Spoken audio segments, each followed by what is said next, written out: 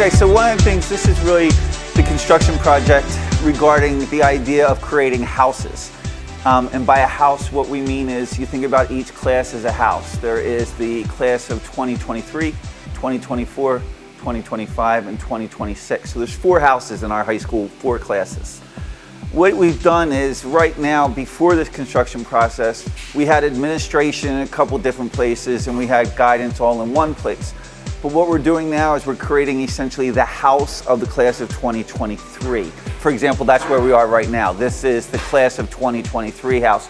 We're standing in one of the guidance counselor's office. In this house that we have here, you'll get the administration for the class of 2023, in this case, Mr. Rayott, the 2 guidance counselors, and Mr. Ott's administrative assistant. So all the people, all the key players for the class of 2023 will be in one location or in one house. The other thing that the house system does is it takes the various locations and it not only collapses them into one, but it pushes them into the center of the school. Right now, if you looked at the blueprint of our school, you'll see the counselors are kind of on the outside of it, and our principals, while they're in the school, they're kind of along the peripheral as well. What we've done is we take those houses and we push them into the center of the school. It kind of gives that feel that not only is it the kids' school, but now the administration, the counselors, the houses, they're right in the thick of things along with the kids too. It also gives a one-stop shop for all of our students.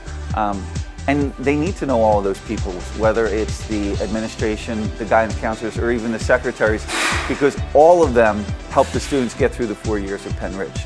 So that's essentially the long answer to what the house system is and why we've decided to do the construction.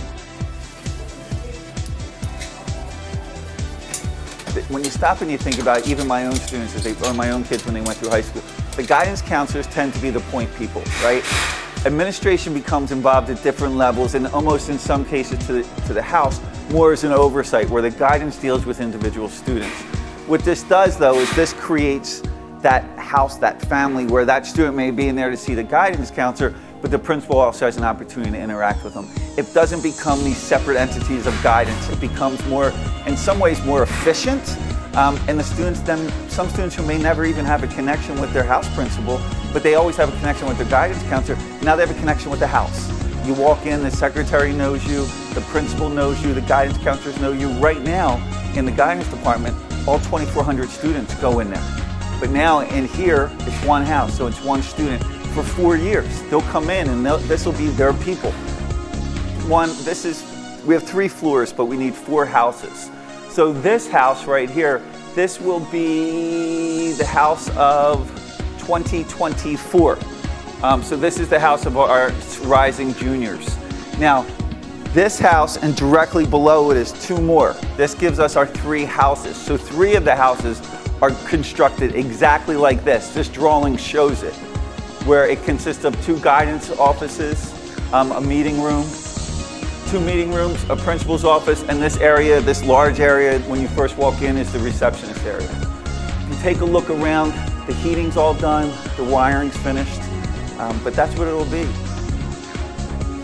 Again, we're right here. This is one of our busiest hallways. It's the 300 hallway. We have the library here, and before our guidance counselors were back in their suite, our principals were often in the corners of the building, but right now, you know, I just imagine as they sit and they look out these windows, the amount of students that they're going to see walking by and, like I said, in the thick of it.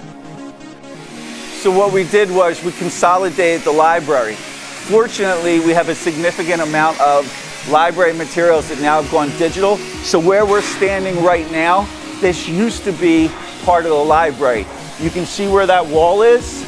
That's where we've shortened the library, and this space is now going to become tech space for the laptops, the technology support. This is where it's all going to happen in here.